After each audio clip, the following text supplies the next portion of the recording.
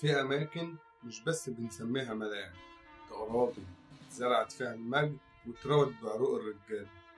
النهاردة مش هنتكلم عن لاعب، هنتكلم عن ملعب اتحفر بإيدين الناس وبقى حضن للأساطير وملاذ للأبطال. ده التتش، ملعب الأهلي، القلعة اللي اتبنت بالطوب والكرامة. سنة 1907 لما تأسس النادي الأهلي ما كانش عنده ملعب، مجرد فكرة وحلم على الورق. مفيش أرض ومفيش فلوس، بس كان في إرادة.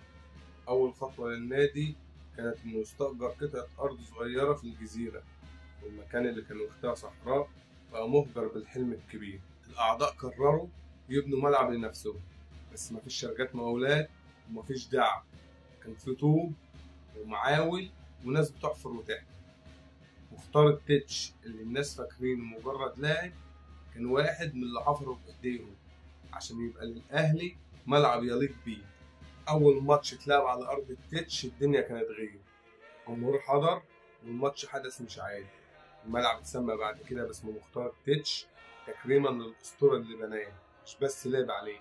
ومن ساعتها كل جيل بيعدي من هنا بيحس إنه واقف على أرض فيها عرق اللعب. التتش ما كانش ملعب بس، كان قلعة الأسرار.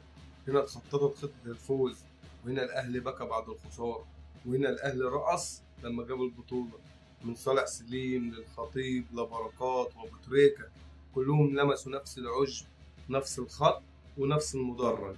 التتش مش بس ملعب، ده شاهد على ولادة الأهلي، شاهد على عظمة مش في الكؤوس لكن في الناس اللي كانت بتحفر عشان الأهلي يعيش.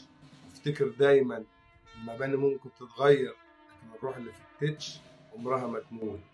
لو عجبتك القصة دي اعمل لايك واشترك في القناة عشان لسه عندنا حكايات كتير من قلب التاريخ الأهلاوي. وافتكر دايما الأهلي مش نادي، الأهلي حكاية. في النهاية الأهلي دايما في القلب. سلام.